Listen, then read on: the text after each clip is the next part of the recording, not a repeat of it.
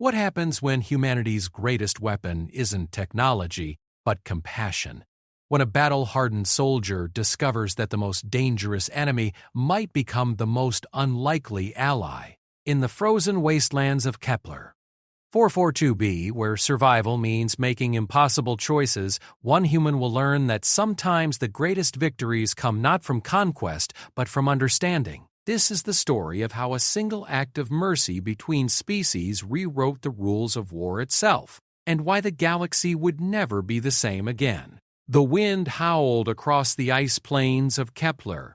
442b, with the fury of a dying god, carrying crystalline shards that could strip flesh from bone in minutes.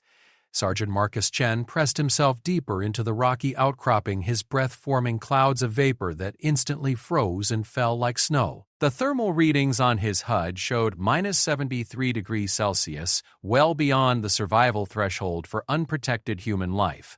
6 days had passed since the evacuation transport went down, taking with it 47 of his brothers and sisters in arms. Marcus was the sole survivor of Bravo Company's reconnaissance mission, and his chances of rescue grew dimmer with each passing hour. The emergency beacon had died 2 days ago when the power cell finally succumbed to the brutal cold, leaving him truly alone on this frozen hell of a planet. His rations were gone, consumed in the first desperate days when he still believed help would come.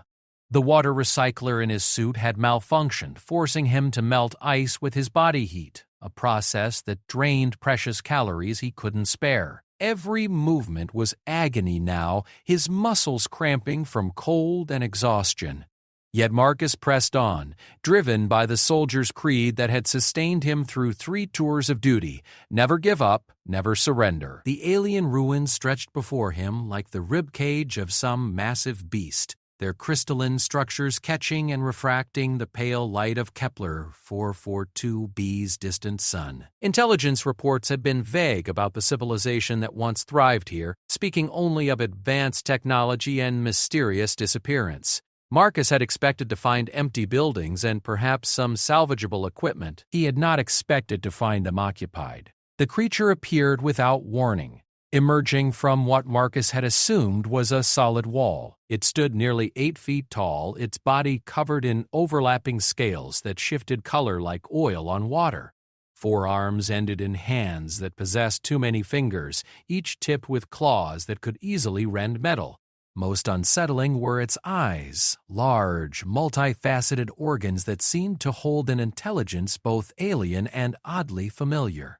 Marcus's training kicked in automatically. His rifle was in his hands before conscious thought registered the movement, the targeting system painting a red dot over the creature's center mass. The being froze, its head tilting in what might have been curiosity or calculation. For a moment that stretched into eternity, human and alien regarded each other across the ruins of a civilization neither had known. Then the creature did something that shattered every assumption Marcus held about first contact protocols. It spoke. "Your kind burns bright but briefly in this cold," the voice said, emanating not from any visible mouth but from somewhere within the being's chest cavity. The words carried harmonics that made Marcus's teeth ache, yet the meaning was unmistakable. "You are dying." The statement was delivered without malice or satisfaction, merely as an observation of fact. Marcus kept his weapon trained on the being while his mind raced. Universal translators were still theoretical technology, locked away in research labs on Earth. How could this creature communicate in perfect English? "Stay back," Marcus commanded, his voice hoarse from dehydration. "I'm armed and I will defend myself." The alien scales rippled in what might have been amusement. "Your weapon would indeed cause me injury, but not before the cold claims you. I calculate perhaps 6 of your hours remain before your biological processes cease permanently." The casual precision of the statement sent a chill through Marcus that had nothing to do with the temperature. This being wasn't threatening him, it was conducting an autopsy on a corpse that hadn't stopped moving yet. "What do you want?" Marcus asked, fighting to keep his voice steady. "An interesting question," the alien replied, moving with fluid grace to examine a nearby crystalline formation. "Want implies desire, which suggests emotion. I am merely curious about your species' capacity for persistence. Our data indicated humans possess notable durability, but your continued function in these conditions exceeds our projections. Data projections. The words hit Marcus like physical blows. You've been studying us. Studying is perhaps too active a term. Observing would be more accurate. Your species has proven unexpectedly complex. The alien extended one of its four arms and Marcus tensed, ready to fire. But instead of attacking, the being began manipulating controls on what Marcus had taken for natural crystal formations. The structures hummed to life, bathing the area in gentle warmth that made Marcus gasp with relief. Why? The question escaped before Marcus could stop it. The alien paused in its manipulations, those multifaceted eyes turning back to regard the human soldier. Your question lacks specificity. Why did I activate the heating elements? Why do I speak with you? Why do I not simply eliminate you as a potential threat? All of it, Marcus said, lowering his rifle slightly. The warmth was already making his movements easier, his thoughts clearer. Your people have been watching us. You could have let me die. Instead, you're helping me. I need to understand why. For the first time, the alien seemed to consider its words carefully. When it finally spoke, there was something almost like uncertainty in its harmonious voice. Your species possesses a trait that our science cannot quantify or predict. You call it hope, I believe. Even now, facing certain death, you continue to struggle. Your body should have failed hours ago, yet you persist through what can only be described as will. This interests us. Marcus felt a bitter laugh building in his chest. Hope? That's what this is about? You're conducting some kind of psychological experiment? Analysis. We seek to understand how a species so physically fragile, so short-lived, so prone to self-destruction has managed to spread across multiple star systems in the span of a few centuries. Your kind should have died out eons ago, yet here you are, scratching and clawing your way to the stars. The alien moved closer, and Marcus noticed that its scales had shifted to a warmer hue, deep golds and browns instead of the earlier cold blues and grays. My designation translates roughly to Keeper of Observations. You may call me Xerix if your vocal apparatus requires a simpler designation. Sergeant Marcus Chen, United Earth Defense Corps. Marcus, Xerix repeated, the name sounding strange in those harmonic tones. You are a warrior, yes? One trained for conflict and survival? I am. Yet your first instinct when offered aid was suspicion, not gratitude. Your training has made you paranoid. Marcus bristled at the assessment. My training has kept me alive through 3 wars. Paranoia is a survival trait, and yet, here you are, slowly lowering your weapon despite every tactical consideration, screaming that I am a threat. Hope overcomes paranoia. Fascinating.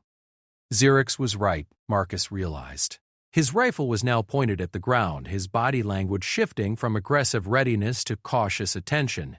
The warmth spreading through his limbs wasn't just from the alien heating system, it was relief, the first he'd felt since the transport went down. Are you going to kill me? The question came out matter-of-factly, as if Marcus were inquiring about the weather. I am considering it, Xerix replied with equal calm. My people's directives regarding your species are complex. We are not to interfere directly with human expansion.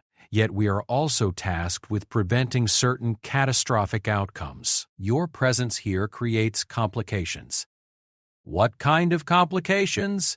Xerix's scales shifted again, this time to deeper, more muted colors. You have discovered our observation post. Standard protocol dictates elimination of the witness to maintain operational security. However, your behavior patterns suggest elimination may not be the optimal solution. Marcus felt his grip tighten on his rifle despite himself. Because of hope? Because of adaptation. In the 73 hours since your arrival, you have modified 14 pieces of equipment to function in conditions for which they were not designed. You have created tools from debris, shelter from wreckage, and water from atmospheric moisture using only basic survival training and improvised materials. These innovations required creative thinking that our models did not predict. The alien gestured to the ruins around them with 2 of its 4 arms. This facility has remained hidden from your species for over 2 centuries. Yet within 3 days, you not only discovered it, but deduced its purpose and probable layout. How? Marcus glanced around at the crystalline structures, seeing them now with fresh eyes. The energy patterns. Even dormant, they emit a low-frequency hum that's barely audible but creates standing wave patterns in the ice. Follow the patterns, you find the source. Correct? A solution that required combining acoustic analysis, geological observation, and intuitive reasoning. Our projections suggested a 97% probability that any human discovering this site would be unable to penetrate its concealment protocols. Yes. This is troubling. Xerix moved to another control surface, and Marcus watched as additional systems came online. The temperature rose another few degrees, and the harsh wind that had been howling through the ruins died to a whisper. My people have observed humanity for over 400 of your years, Xerix continued. We have witnessed your wars, your technological development, your expansion into space. Our understanding of your species is comprehensive, or so we believed, but we keep surprising you, constantly. Your unpredictability is both your greatest strength and your most dangerous weakness. It makes you formidable opponents, but also unreliable allies. Marcus digested this information while flexing his fingers, feeling sensation return as circulation improved. Allies? Are you saying there's a possibility of alliance between our species? There is a possibility of many things, Marcus Chen. The question is, which possibilities serve the greater good? The weight of implications in that statement wasn't lost on Marcus. This wasn't just a chance encounter between human and alien. It was a moment that could reshape the future of both species. The decisions made in this frozen wasteland might echo across the galaxy. What do you need from me? Marcus asked. Xerix's scales brightened noticeably. An excellent question. You assume I require something rather than simply planning your elimination. Why? If you were going to kill me, you would have done it already. You're curious about something, and that curiosity is keeping me alive, perceptive. Yes, I require information that only you can provide. What information? The nature of human unpredictability? Our observations have shown us what you do, but not why you do it. We understand your tactics, but not your motivations. You are a mystery wrapped in contradictions. Marcus lowered his rifle completely, leaning back against the warming crystal wall. You want to understand humanity? That's easy. We're scared, stubborn, and too dumb to know when we're beaten. We fight because we don't know how to do anything else. Insufficient answer. Fear and stubbornness are common traits among many species. They do not explain your unique characteristics, such as, our analysis indicates that humans will regularly endanger themselves for the benefit of others, even strangers. This behavior serves no evolutionary purpose and should have been eliminated through natural selection, yet it persists. Marcus thought of his fallen comrades, of the transport pilot who had stayed at the controls to ensure the maximum number of survivors reached the escape pods before the ship went down. He died saving others, just as Marcus would die trying to protect them if given the chance. Maybe that's what makes us human, Marcus said quietly. The fact that we'll do things that don't make sense, that don't serve our own interests because we believe they're right. The simple request hit Marcus like a physical blow. How did you explain morality to a being that thought in terms of data and projections? How did you quantify the human soul? Right is, Marcus struggled for words, right is helping someone even when it costs you. Right is standing up to bullies even when they're stronger. Right is keeping promises even when breaking them would be easier. These behaviors are inefficient and often counterproductive, but they're also what separate us from animals, or apparently, from you. Xerix's scales shifted to a pattern Marcus hadn't seen before, rapid alternations between bright and dark hues that suggested intense mental activity. You suggest that inefficiency is a virtue. I suggest that doing the right thing matters more than doing the efficient thing. We're not machines, we're not pure logic. We feel things, and sometimes those feelings make us do crazy, beautiful, terrible things. Yes, we have observed this phenomenon extensively. Your species is driven by chemical reactions in your neural pathways that frequently override logical decision-making processes. That's one way to put it.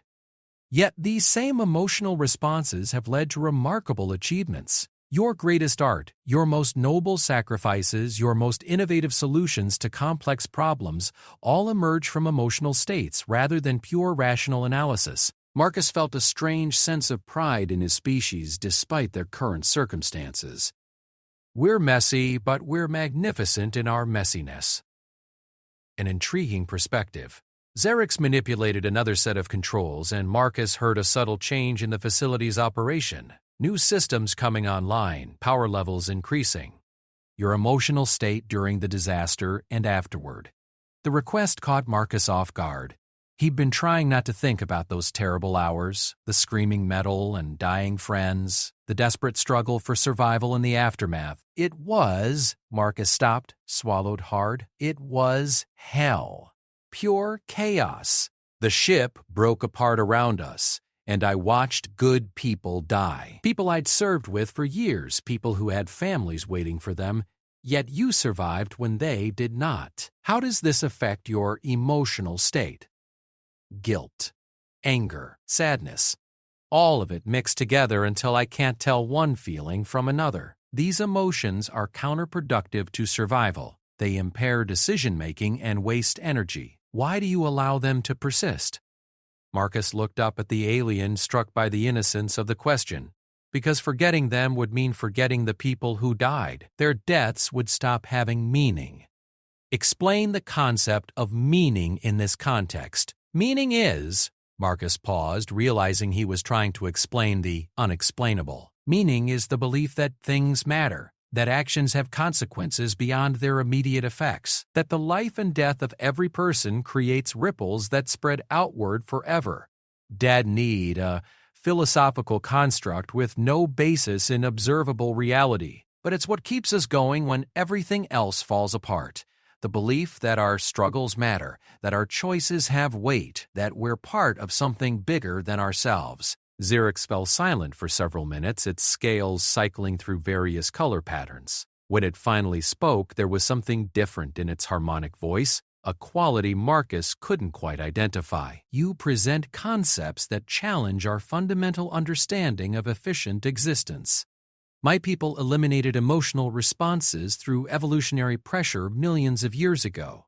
We operate based on logic, evidence, and calculated probability. Yet our civilization has grown stagnant while yours explodes across the galaxy like wildfire. Maybe that's because we're not trying to be perfect, Marcus suggested. We're just trying to be human. And what does it mean to be human, Marcus Chen?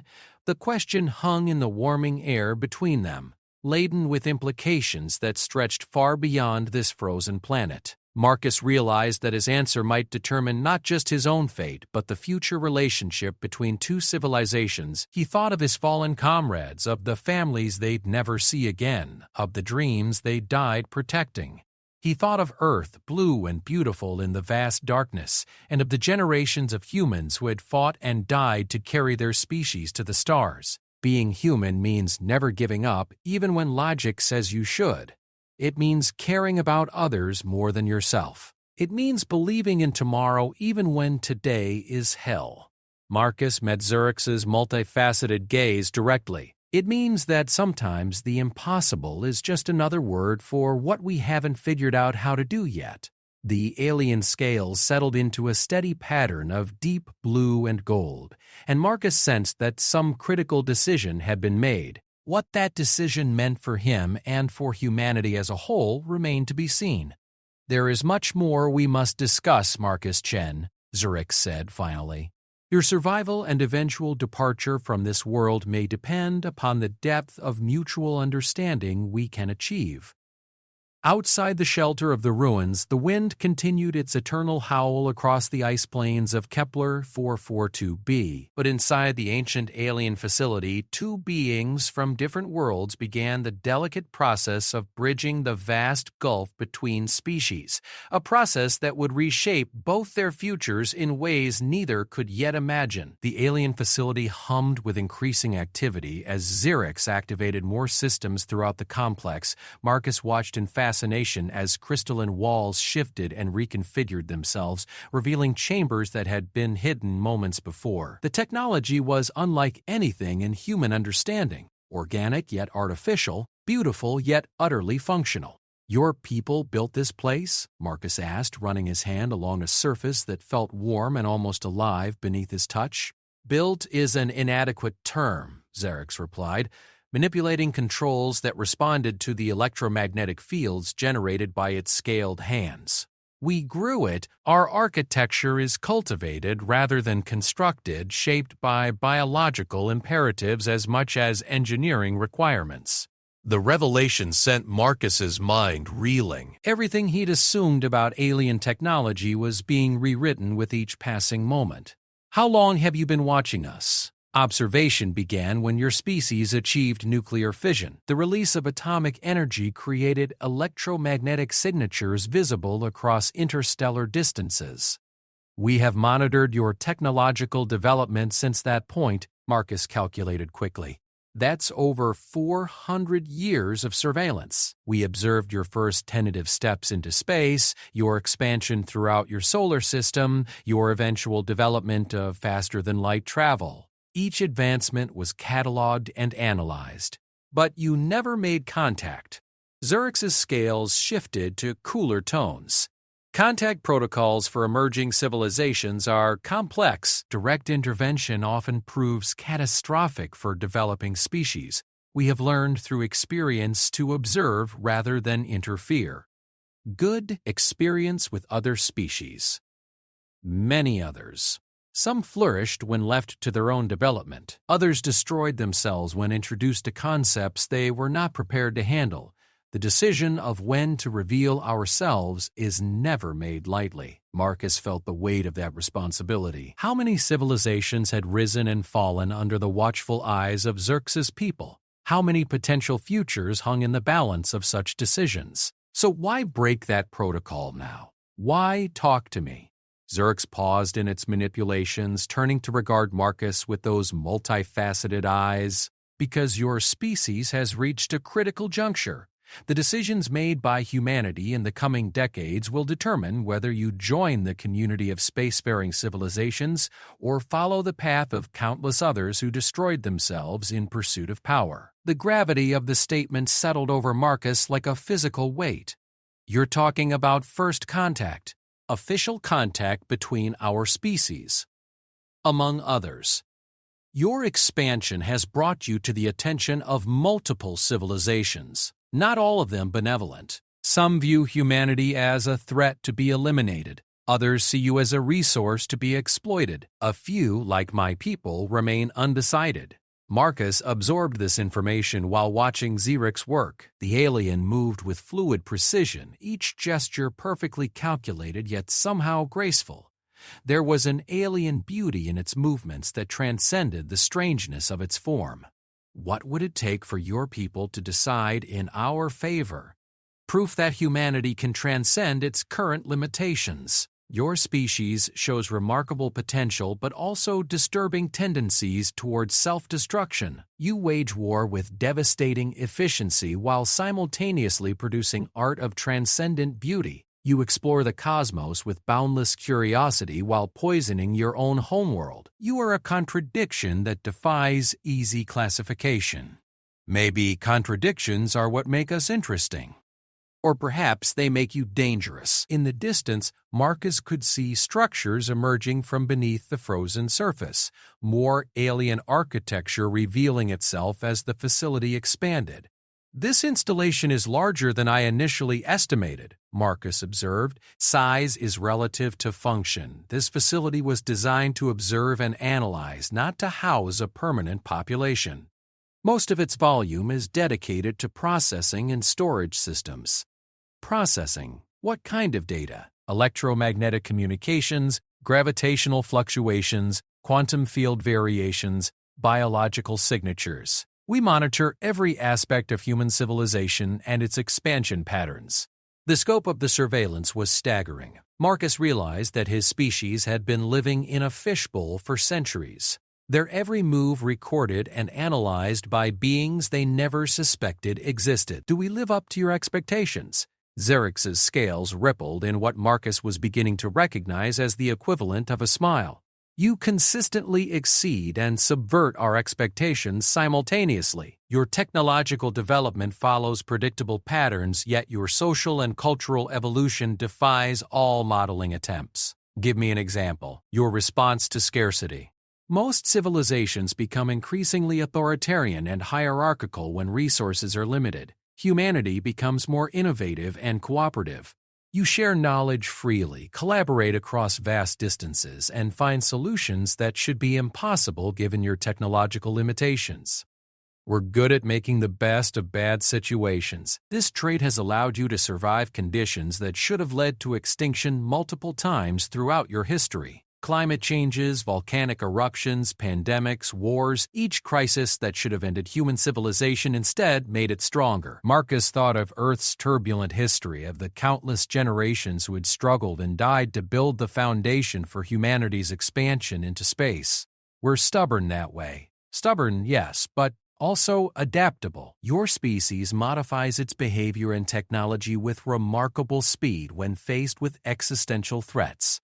This flexibility is uncommon among spacefaring civilizations. Xerx completed its control sequence, and the facility's lighting shifted to warmer tones. Marcus felt his body relaxing further as the environment became more comfortable for human physiology. You're adjusting the conditions for me. Comfort facilitates communication. If you are struggling to survive, you cannot engage in meaningful dialogue. Compassion or pragmatism? Is there a significant difference in this context? The question caught Marcus off guard. He'd been thinking of the alien as either helpful or manipulative. But Xerx seemed to operate by different rules entirely. I suppose the end result is the same either way. Precisely. Your species often becomes fixated on motivation while ignoring practical outcomes. This tendency toward emotional complexity both enhances and hampers your decision-making processes. You keep coming back to emotions. They really fascinate you, don't they? Fascinate is too simple a term. Emotions represent variables that our mathematics cannot adequately model. They introduce chaos into systems that should operate by predictable principles. Marcus stood and walked to the transparent wall, gazing out at the alien landscape. The ice plains stretched to the horizon, beautiful and deadly in their stark perfection. Maybe that's the point. Maybe chaos is what keeps things interesting. Elaborate.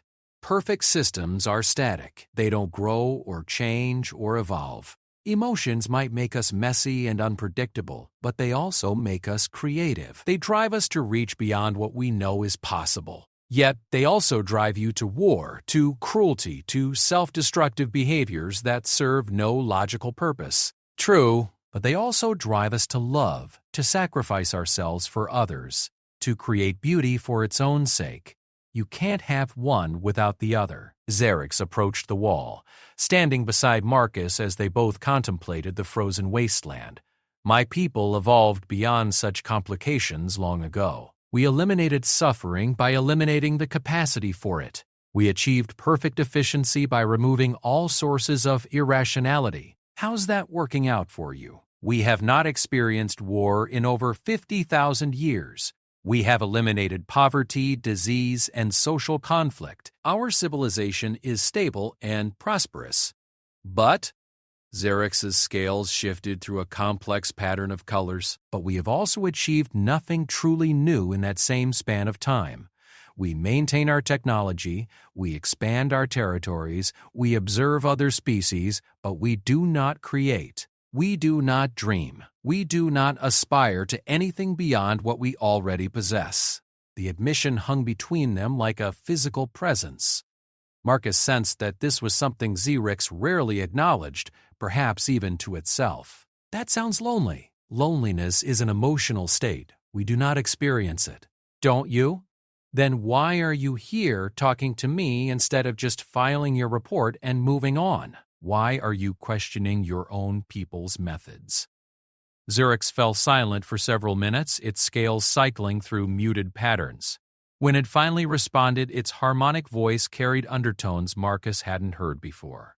Perhaps because observation of your species has introduced complications to my understanding of optimal existence. What kind of complications in doubts about the wisdom of our evolutionary choices? Questions about whether efficiency and stability are sufficient goals for a civilization. Curiosity about experiences my people have forgotten how to have.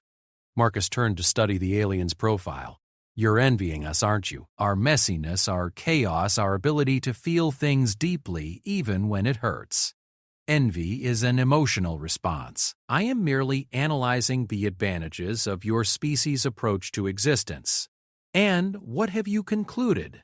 That perfection may be overrated.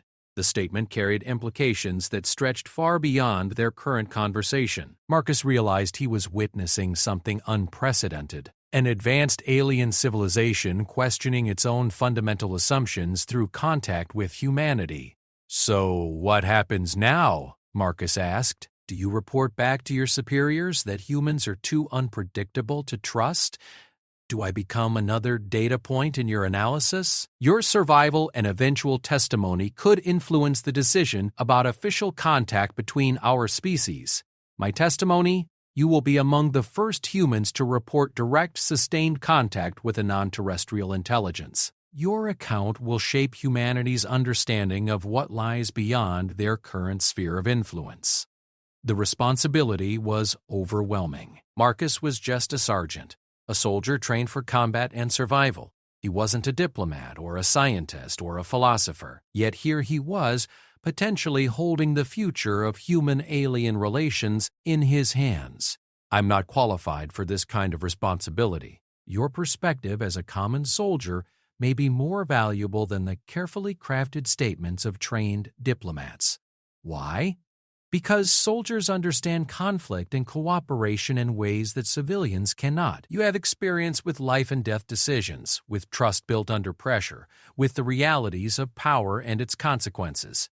And a new section of the facility became visible through the walls. Marcus saw chambers filled with equipment he couldn't begin to identify, organic forms that pulsed with their own internal light, displays showing star charts and data streams that scrolled too fast for human comprehension. My people monitor 17 different sectors of the galaxy, Xerix explained. We track the development of hundreds of emerging civilizations, analyze threats from hostile species, and maintain the delicate balance that prevents large-scale interstellar conflicts. You're galactic peacekeepers. Direct intervention is rare and reserved for extreme circumstances. What would constitute extreme circumstances? Species that threaten the stability of multiple star systems. Civilizations that develop technologies capable of destroying entire worlds. Aggressive empires that view other species as obstacles to be eliminated. Marcus felt a chill that had nothing to do with the planet's temperature. And where does humanity fall on that spectrum? Currently, in the undetermined category.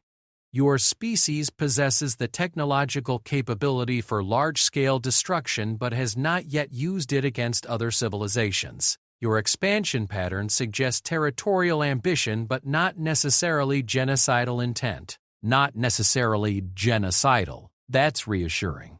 Humor, another emotional response that serves no logical purpose yet somehow facilitates communication. Fascinating. Marcus found himself actually smiling despite their circumstances. You're learning, Xerix. That's got to count for something. Learning implies change, which contradicts our pursuit of stability. Yet I find myself altered by this interaction. Changed how? Xerix's scales settled into a pattern of deep blues and purples that seemed to reflect the alien's contemplative mood. I find myself curious about experiences beyond observation. about what it might feel like to create something new rather than simply maintaining what exists, about whether our pursuit of perfection has cost us more than we realized. Those are dangerous thoughts for a perfect species. They suggest that perfection itself may be an illusion, a goal that moves further away the more closely we approach it.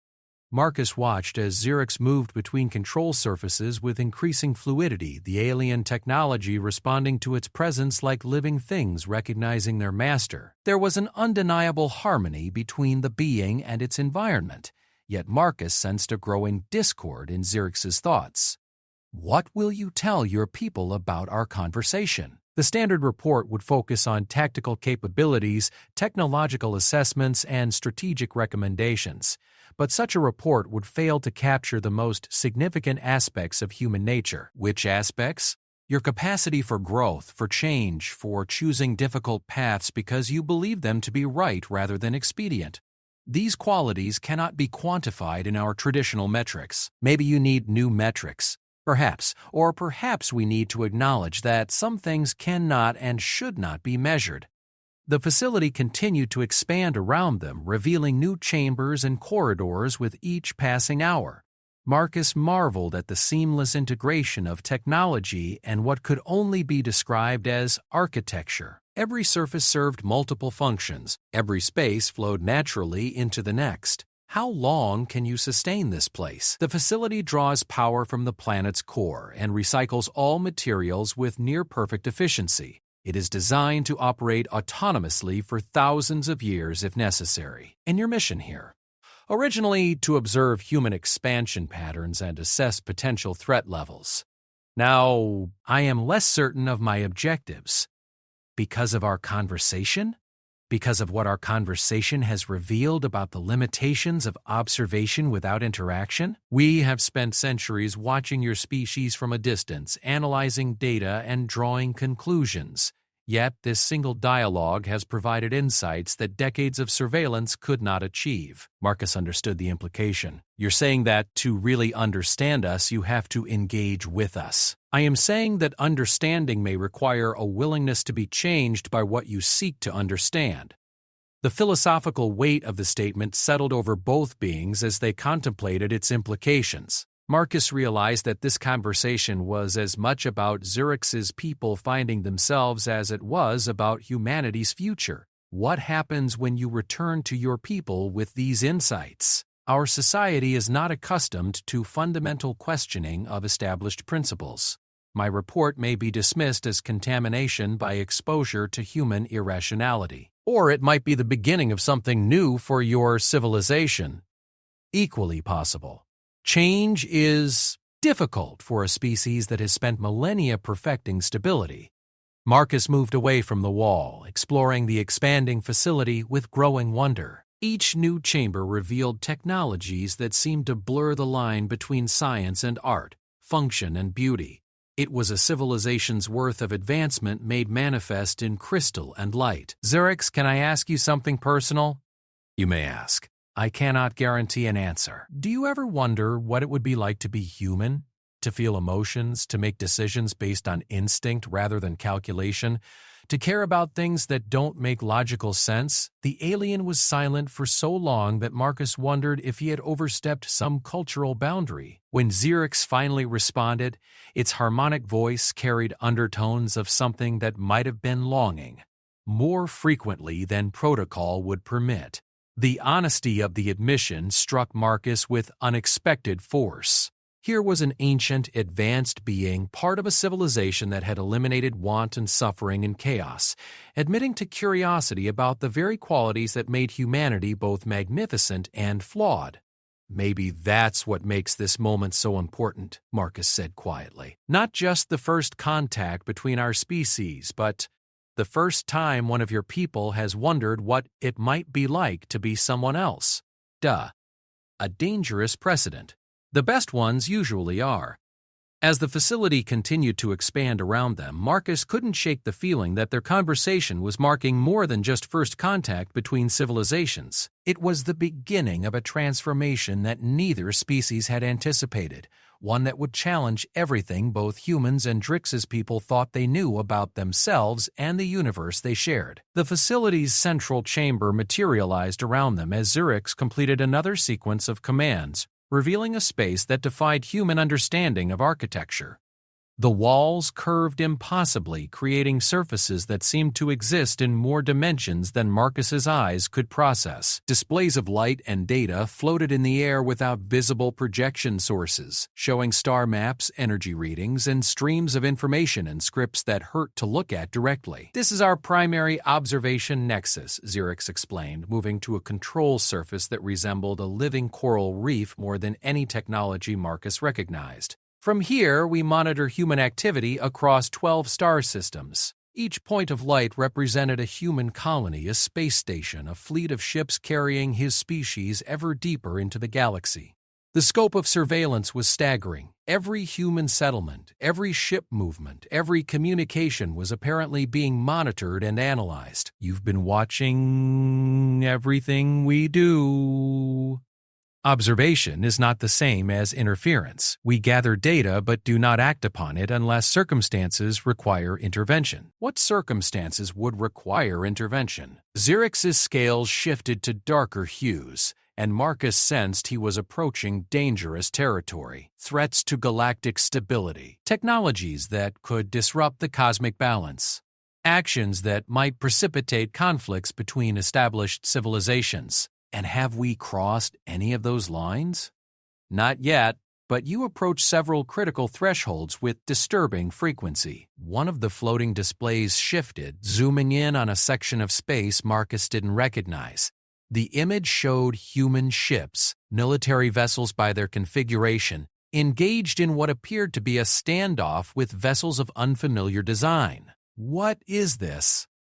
The Proxima Centauri incident 3 months ago. Human explorers encountered a Kefar scouting force in disputed space. Both sides prepared for conflict before ultimately withdrawing without engagement. Marcus studied the alien ships, noting their predatory lines and weapon configurations that dwarfed anything in the human fleet. We were outgunned. Significantly. The Kefvar vessels could have destroyed the entire human task force without sustaining meaningful damage. Yet they chose to withdraw rather than eliminate what they perceived as a minor threat. Why? Because they were uncertain about human capabilities and unwilling to provoke an unknown response. Your species' unpredictability proved advantageous in this instance. The implications were troubling. Humanity was expanding into a galaxy filled with civilizations that possessed superior technology and unknown intentions. Their survival might depend on maintaining an aura of dangerous unpredictability, a precarious foundation for long-term survival. How many other species are out there? In this local galactic region, 17 spacefaring civilizations, 4 of which possess the technology to eliminate human colonies with minimal effort. The number hit Marcus like a physical blow. Humanity had assumed they were alone in the universe for so long that the reality of multiple advanced civilizations was almost incomprehensible. Are any of them friendly to us? Define friendly. The Solari Collective finds human cultural expressions amusing and might be willing to establish limited trade relations. The Void Shepherds consider humanity too primitive to be worth their attention, which is perhaps the best outcome possible given their treatment of species they do notice.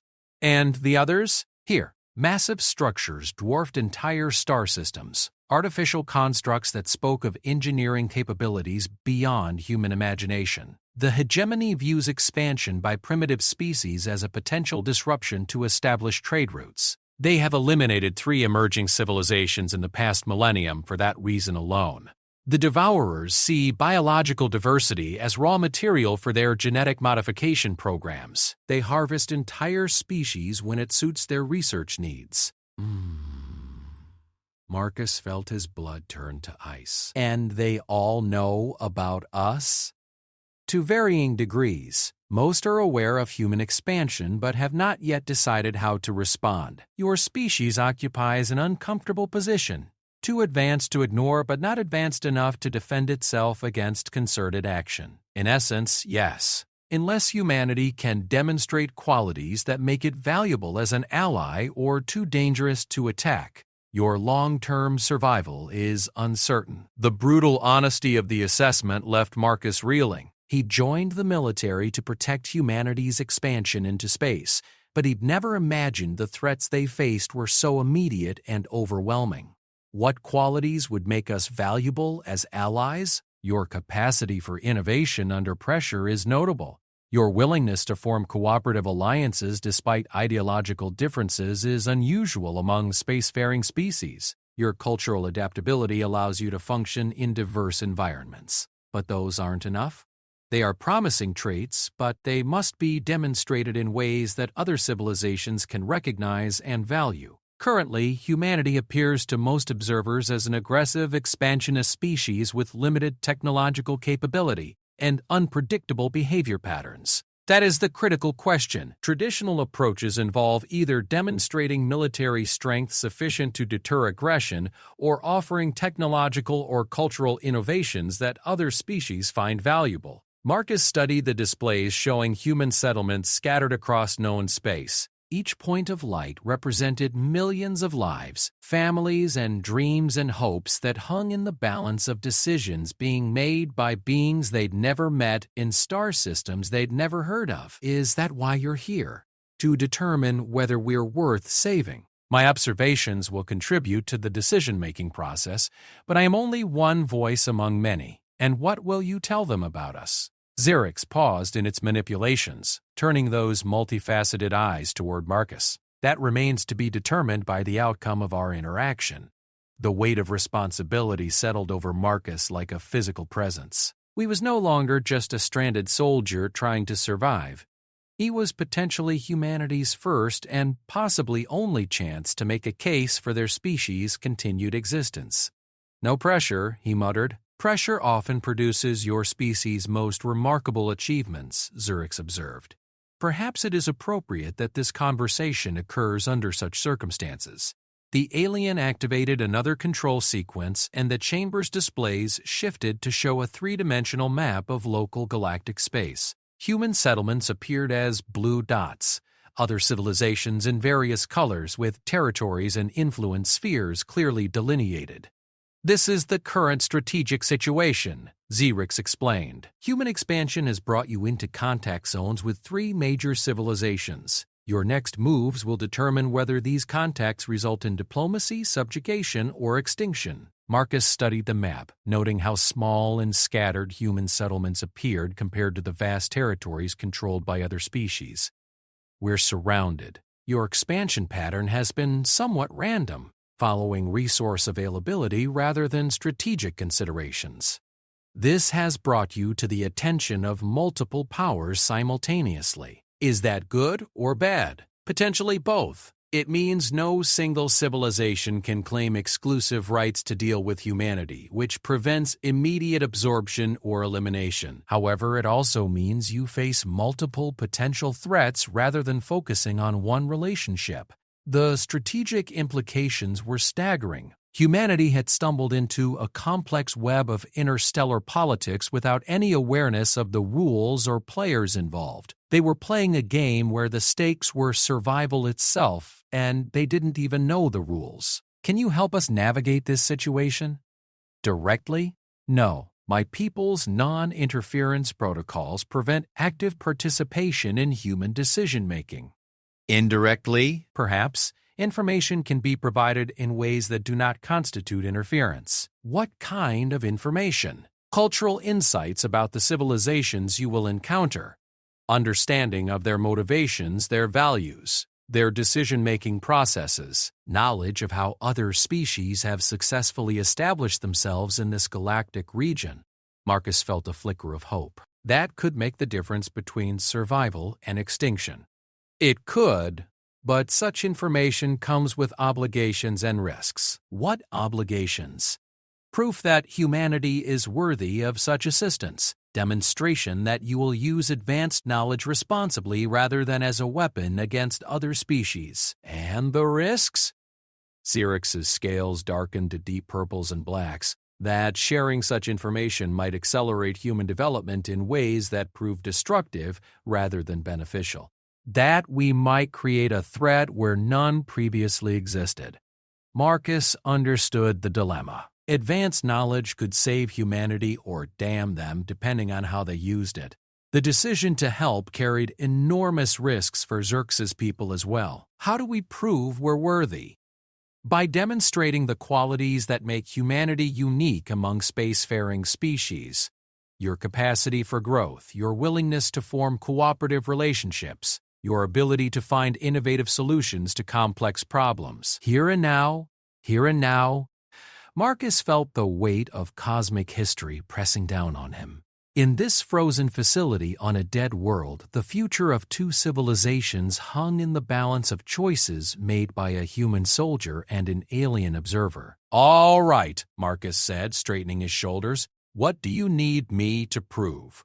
Xerx moved to a new control surface, and the chamber around them shifted configuration again. New displays appeared, showing detailed analyses of human behavior patterns, psychological profiles, and cultural assessments. "I need you to solve a problem that has confounded my people for decades," Xerx said. "A challenge that requires specifically human insight to address." What problem?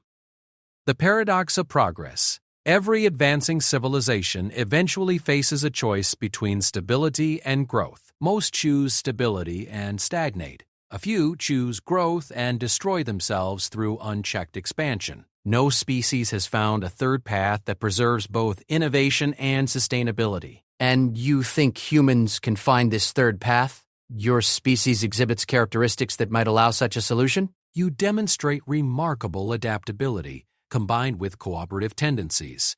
You pursue progress while maintaining cultural diversity. You establish complex social structures without complete homogenization. You want us to prove that we can grow without becoming destructive or stagnant. I want you to propose how such a balance might be achieved, not just for humanity, but as a model that other species might adopt. The scope of the request was overwhelming. Marcus was being asked to solve a fundamental problem of civilization itself, one that had apparently challenged every intelligent species in the galaxy. "I'm just a soldier, Xerx. I'm not a philosopher or a social scientist. Yet you represent the perspective of those who will implement whatever solutions are proposed. Your practical insights may be more valuable than theoretical frameworks." Marcus began pacing the chamber, his mind racing through possibilities. How did a species grow and expand while avoiding the twin pitfalls of stagnation and self-destruction? How did they maintain the drive for innovation while preserving the stability necessary for long-term survival? And to speak to this ability, certainly the displays around them shifted at this balance generated by this ability's everyday sentence. Marcus watched in fascination and horror as species after species followed similar patterns. Rapid expansion followed by either cultural stagnation or catastrophic collapse. The Vorthak Empire conquered 17 star systems before internal conflicts tore it apart. The Crystalline Collective achieved perfect social harmony and ceased all meaningful development for 8,000 years before external pressures forced rapid change that shattered their society. The Flame Dancers pursued technological advancement so aggressively that they accidentally triggered the collapse of their home star. Pattern after pattern of failure, Marcus observed. Each species believed their approach was unique, yet all followed variations of the same fundamental dynamics. Growth without restraint leads to destruction. Restraint without growth leads to stagnation and eventual extinction when circumstances change. Marcus studied the patterns, looking for commonalities and differences. What about the successful civilizations, the ones that survived and thrived? My people represent one model, achieved stability through elimination of variables like emotion and individual initiative. The Eternal Watchers retreated to virtual reality, where they experience endless simulated growth without physical expansion. The core builders transformed themselves into living machines optimized for specific functions. All of them gave up something essential to achieve balance. Correct. They preserved their civilizations by fundamentally altering what those civilizations were. The question is whether humanity can find a solution that preserves essential human nature while achieving sustainable progress. Marcus felt the weight of cosmic history and future possibility converging on this moment. Every choice, every insight, every word might determine whether humanity found its place among the stars or joined the catalog of failed species. "Give me time to think," Marcus said. "This isn't something I can solve with a quick answer." "Time is a luxury we may not possess," Zerix replied.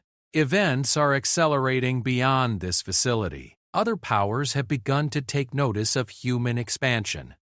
Decisions about humanity's future may be made sooner than anticipated. How soon? Days, perhaps weeks. The galactic balance is shifting, and humanity's role in that shift must be determined before other forces act." Marcus felt urgency building like pressure in his chest. The conversation had evolved from survival on a frozen planet to determining the fate of his entire species. Yet somehow, in this alien facility with this strange being, he felt more capable of rising to the challenge than he ever had in any military operation. "Then let's get to work. Show me everything I need to know about the forces at play. If humanity's going to find a third path, I need to understand exactly what we're up against." Zerix's scales brightened noticeably, cycling through patterns that seemed to indicate satisfaction or approval.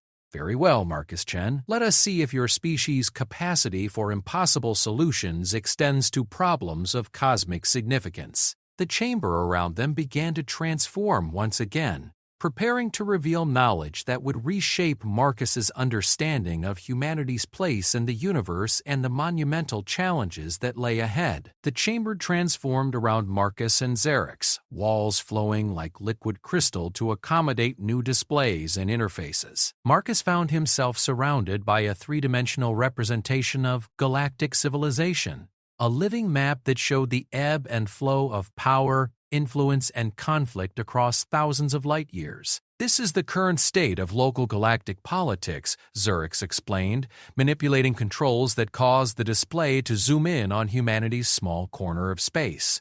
"Your species' expansion has occurred during a period of unusual stability, but that stability is ending." Marcus watched as the display showed movement patterns. Massive fleets repositioning, border territories changing hands, and most ominously, multiple civilizations suddenly turning their attention toward human-occupied space. What's causing the shift? Resource depletion in core territories, technological breakthroughs that alter strategic balances, and the emergence of humanity itself. Your species represents an unknown variable in carefully calculated power structures. We're disrupting the status quo just by existing. Precisely. Advanced civilizations prefer predictable neighbors. Your unpredictability makes you a destabilizing influence regardless of your actual capabilities or intentions. The display shifted to show detailed analyses of human colonies and fleet movements. Marcus was stunned by the comprehensiveness of the data. Every ship, every settlement, every significant decision made by human leadership was recorded and analyzed. How do you gather this information? Passive observation of electromagnetic signatures, gravitational anomalies caused by mass movements, quantum field fluctuations from your faster-than-light drives. Advanced civilizations leave traces that can be detected and analyzed across vast distances. And what do those traces tell you about our immediate future? Zerix's scales darkened as it manipulated the display, showing projected scenarios based on current trends, multiple potential outcomes, none entirely favorable. The most probable scenarios involve either absorption by a larger power or elimination by a coalition of threatened civilizations. Most probable doesn't mean inevitable. No, but it indicates the direction of current trends. Without significant changes in human strategy or capabilities, your species' independent existence may be measured in decades rather than centuries. Marcus studied the projections, noting decision points where different choices could lead to dramatically different outcomes. What changes would be necessary? That depends on which survival strategy humanity chooses to pursue. There are several possible approaches, each with distinct requirements and risks. The display reconfigured to show different strategic pathways branching from humanity's current position toward various potential futures. Show me the options. Develop sufficient military capability to make conquest too costly for potential aggressors. This requires technological breakthroughs, massive resource allocation, and strategic positioning. Did Pandemic Marcus examined the military deterrence pathway, noting the exponential curves required for human technology and force projection. This assumes we can develop weapons that threaten civilizations thousands of years ahead of us technologically. Historical precedent suggests this approach fails more often than it succeeds. Species that focus primarily on military development tend to trigger preemptive strikes from nervous neighbors. Second option? Diplomatic integration. Seek protection through alliance with an established power in exchange for subservient status. This guarantees survival, but at the cost of independence and cultural autonomy. The diplomatic pathway showed humanity essentially becoming a client species, protected but controlled by more powerful civilizations. Marcus felt his gut clench at the implications. We become pets. A crude but accurate assessment. Client species often survive indefinitely, but they rarely maintain their original cultural identity or autonomous development. Third option? Economic specialization. Develop unique capabilities or resources that make humanity valuable enough to protect. This requires identifying specific advantages your species possesses and leveraging them into indispensable relationships. What advantages do we have? Xerx's manipulations cause the display to highlight human characteristics and capabilities. Your adaptability allows you to function in environments that challenge other species. Your cultural diversity generates innovative approaches to problems.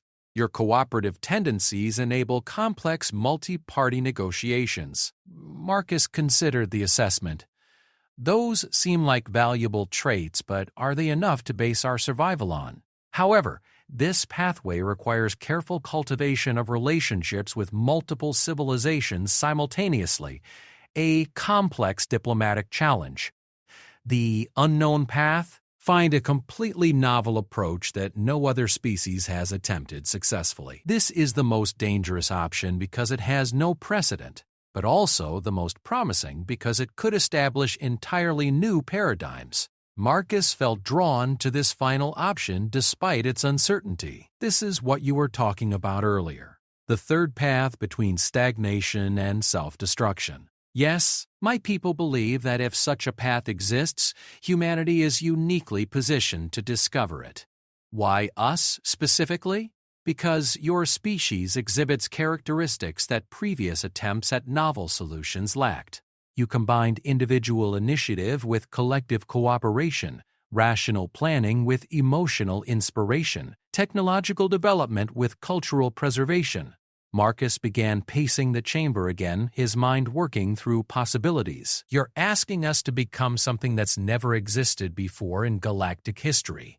I am suggesting that you may already be something that has never existed before. The question is whether you can consciously develop those unique qualities into a sustainable civilization model. What would such a model look like? Xerx's scales cycled through contemplative patterns. Unknown. That is why it requires specifically human insight to develop.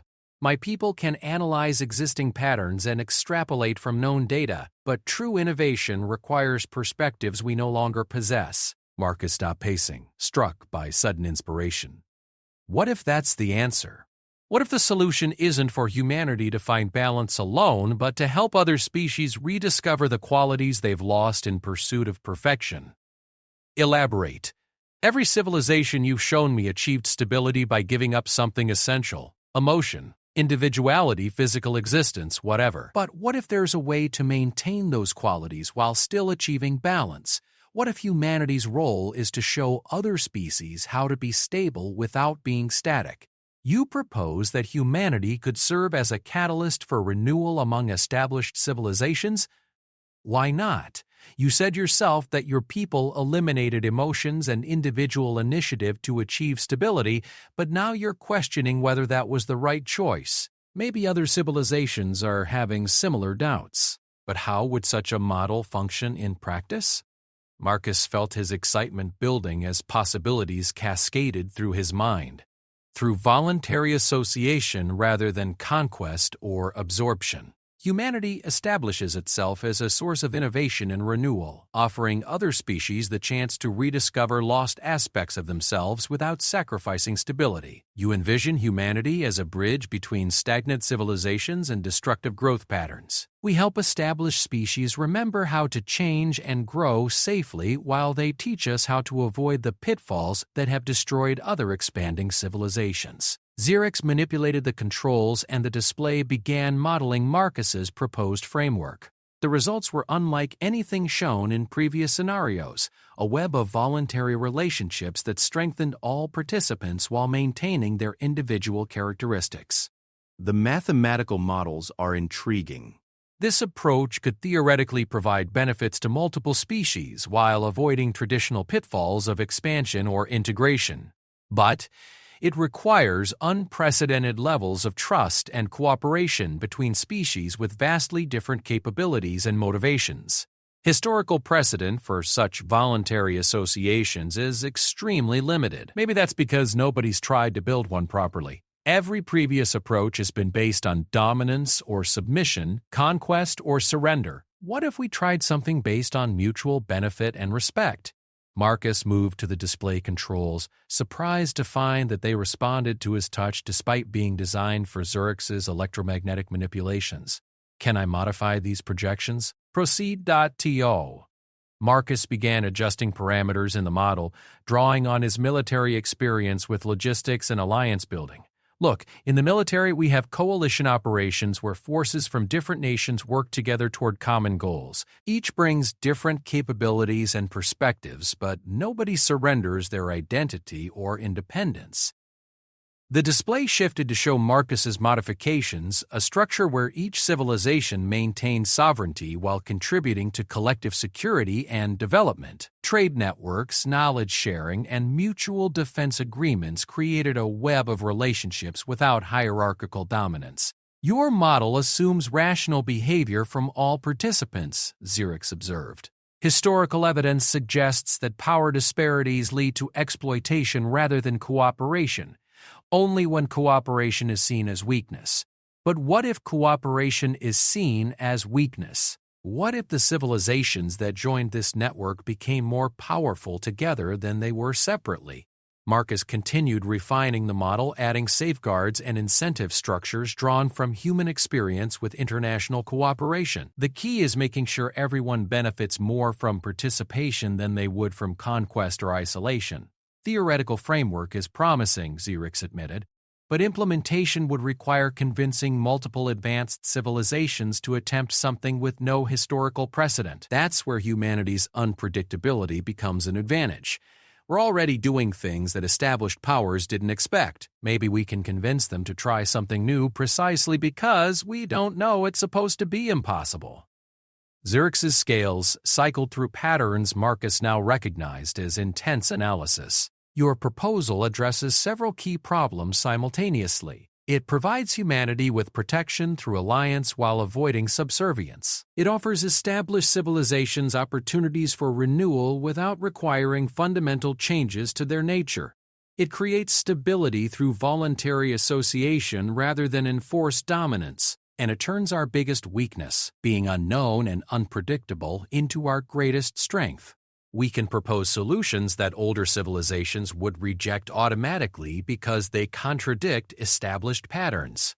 Marcus gestured to the model they'd created together. This framework only works because we're naive enough to think it might be possible. Naivety or wisdom. Maybe there's no difference. Maybe wisdom is just naivety that refuses to give up. Xerix made a final series of adjustments to the model, and the display showed a comprehensive framework for interspecies cooperation unlike anything in galactic history. The mathematical projections suggested it could work, but the practical challenges were staggering. Implementation would require careful orchestration, Xerix said. Initial overtures to potential partners, demonstration of benefits, establishment of trust mechanisms, gradual expansion of the network. Possibly, if we were convinced that such an approach served our interests as well as humanity's. What would convince you? Proof that humans could successfully implement this model on a smaller scale. Evidence that your species possesses the discipline and wisdom to manage such complex relationships without succumbing to traditional patterns of dominance and exploitation. Marcus felt the weight of possibility and responsibility converging. You want us to prove we can be something new before you'll help us become it. We want assurance that our assistance will not create a greater threat than the problems it solves. But how do we prove something that's never been tried before? By beginning with small steps. Demonstrate successful cooperation with less advanced species. Show that humanity can be trusted with power over others. Establish patterns of behavior that convince observers of your long-term reliability. Marcus studied the model they created, seeing both its promise and its challenges. This is going to take time we may not have. You said other powers are already moving. Which brings us to the immediate crisis. While long-term solutions are developed, humanity needs short-term survival strategies. The display shifted back to current galactic positions, showing the converging threats that faced human civilization. Marcus counted at least 3 major powers positioning themselves for action within human-occupied space. What's the timeline for immediate threats? The hegemony has dispatched a survey fleet to human colonies in the Tau Ceti system. Arrival estimated within 3 weeks. The Kethvar are massing forces near Proxima Centauri. The Devourers have begun genetic sampling expeditions in systems adjacent to human space, and humanity has no idea any of this is happening. Correct. Your species lacks the detection capabilities to identify fleet movements at interstellar distances. Marcus felt urgency building like pressure in his chest. The long-term solution they developed was brilliant in theory, but it would take years to implement. Humanity needed help now.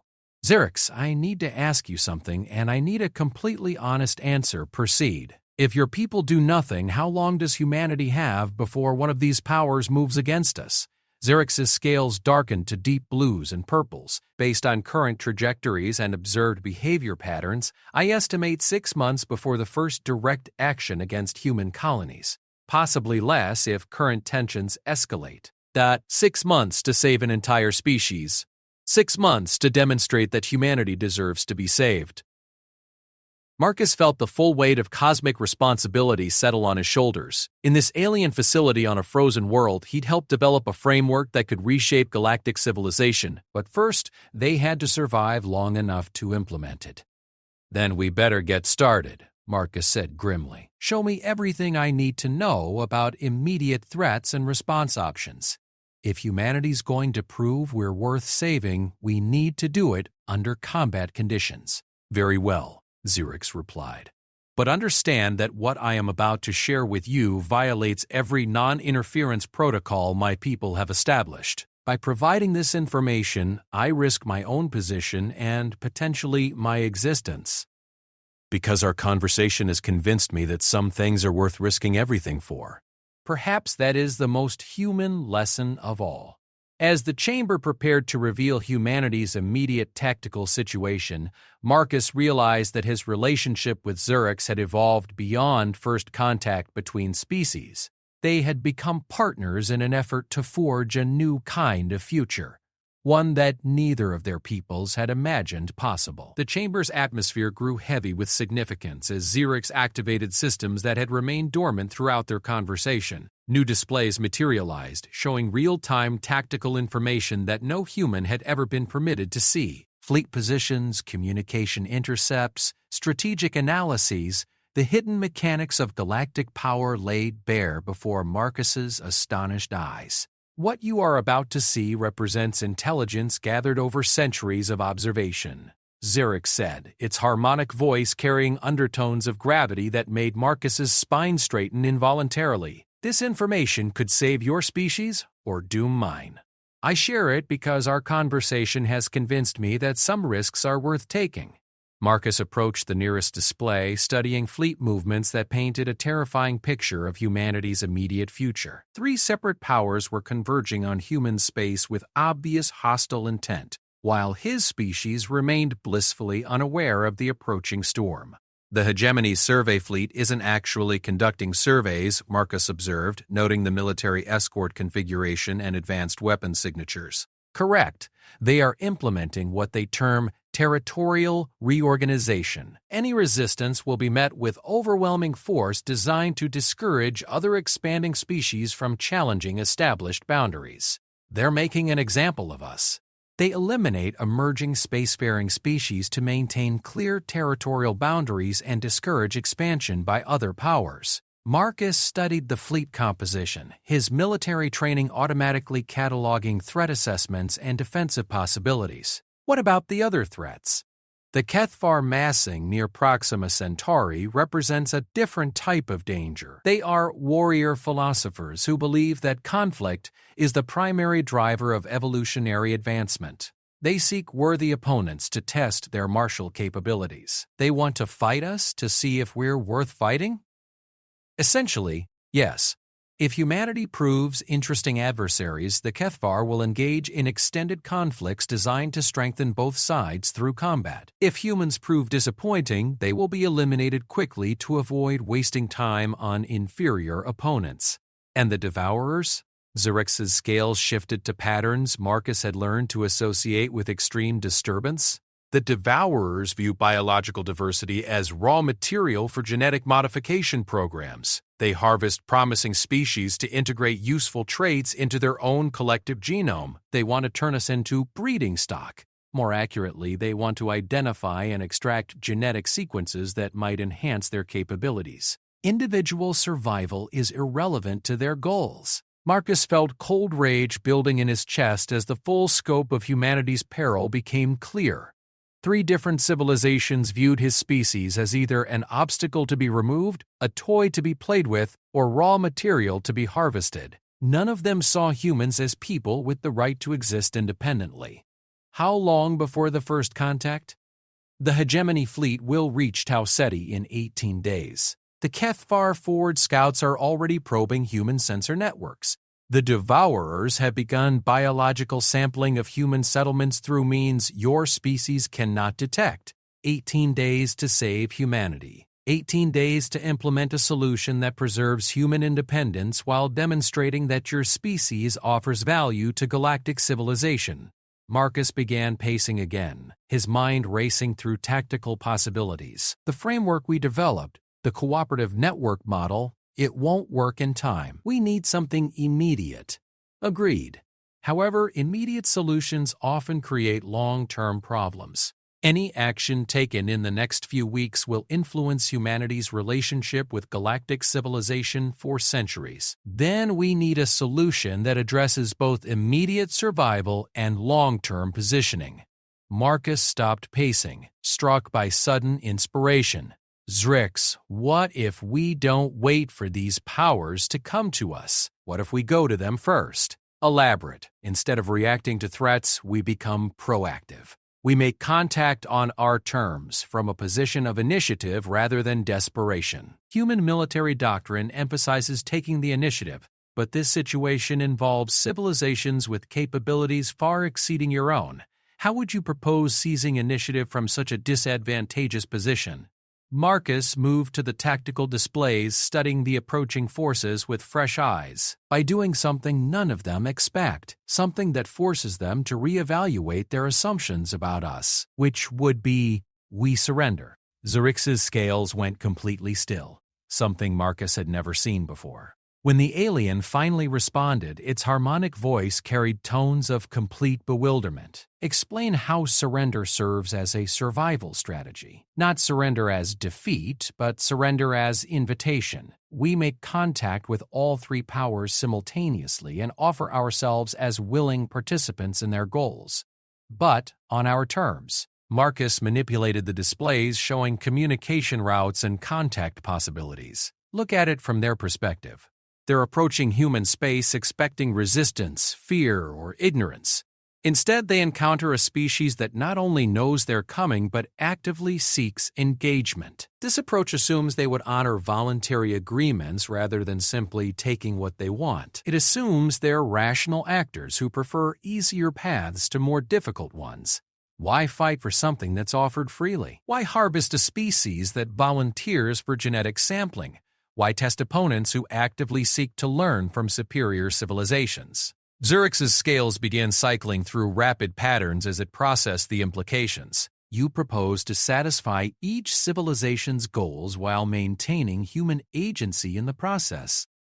Exactly. We give them what they want while getting what we need: survival and independence. But such an approach requires offering genuine value. Empty promises would be quickly detected and severely punished. Marcus felt his excitement building as the strategy crystallized. That's where our cooperative framework becomes crucial. We don't just offer to be subjects or resources, we offer to be partners in creating something entirely new. To the hegemony, we offer exclusive trading partnerships and territorial agreements that benefit both sides. Instead of fighting for control of human space, they get willing cooperation in exchange for protection and access to their technology. Marcus adjusted the displays to show potential trade routes and territorial arrangements. To the Kethvar, we offer the ultimate challenge, not military conquest, but the much more difficult task of building something together. We invite them to help create the cooperative network we discussed. And to the Devourers, we offer willing participation in genetic research programs that enhance both species. Instead of harvesting us, they work with us to develop modifications that benefit humans while providing them with new genetic innovations. Zedrix manipulated the displays, modeling the proposed interactions. Your strategy requires convincing 3 radically different civilizations to abandon established approaches in favor of untested cooperation. But it also offers each of them something they've never had before. The hegemony gets expansion without conquest. The Kethvar get a challenge that doesn't involve destruction. The Devourers get willing research subjects who can provide ongoing innovation rather than one-time harvesting. The mathematical models suggest this approach has higher success probability than traditional resistance strategies, Zurich admitted, but implementation would require precise timing and extremely sophisticated diplomacy. Which brings us back to your people. We can't pull this off without help. Zurich's scales darkened again. My assistance in such an endeavor would represent fundamental violation of non-interference protocols. The consequences for me personally would be severe, but the consequences of inaction could be the destruction of an entire species. Yes, and you've already Icy Oaths, Kindled Spirits, How an Extraterrestrial Reshaped a Soldier's Future, Part 2, HFY Sci-Fi.